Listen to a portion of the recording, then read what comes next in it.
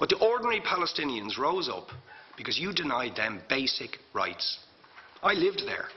It was apartheid. It was racism. It was endemic. It was rotten. Absolutely, I was shocked within weeks of living there to see how you treated Palestinian people. And isn't it the fact that the law of return, which is the basic law of the Israeli state, is a racist apartheid law because it confers rights on Jews that it denies to Palestinians.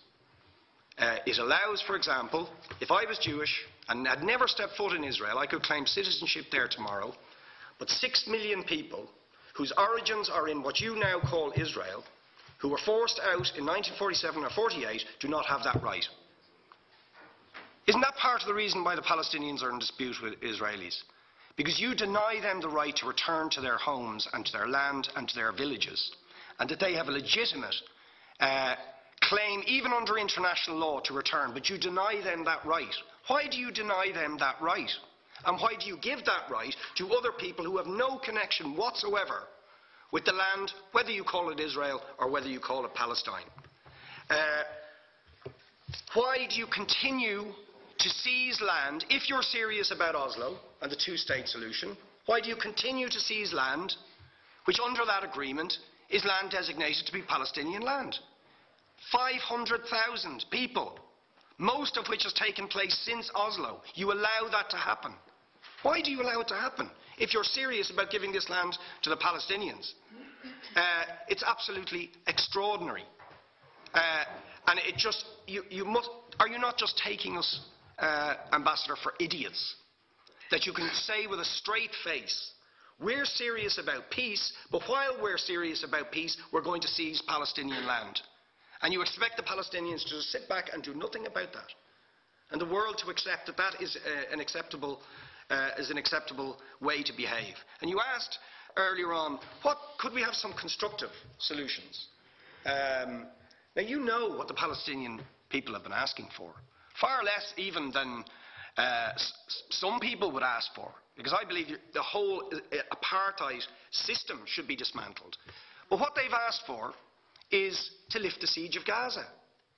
Just to lift the siege of Gaza. Let them have an airport.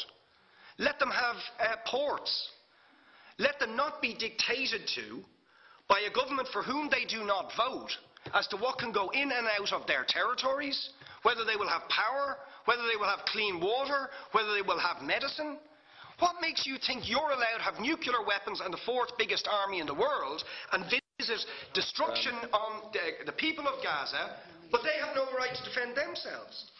They have no territorial sovereignty over that land. Would you ask questions, please? How do you justify that? Yeah. All right. How do you justify those double standards? And very lastly, Ambassador, people like Bishop Tutu, Nelson Mandela, and I would certainly describe your state as an apartheid state, with different laws for people depending on their race or religion. Now, isn't that just the case that, for example, at checkpoints going into the West Bank, there's a channel if you're Israeli or European, and there's a channel if you're Arab? Just because you're Arab. If you came into Dáil Éireann and they stopped you and said, "Are you Jewish?" "Oh no, sorry, you can't come in through the same entrance as Irish people or European people because you're Jewish," you would call that racism and apartheid. But yet you practice that. You practice that with your checkpoints and your military barriers and your apartheid wall. How can you justify that?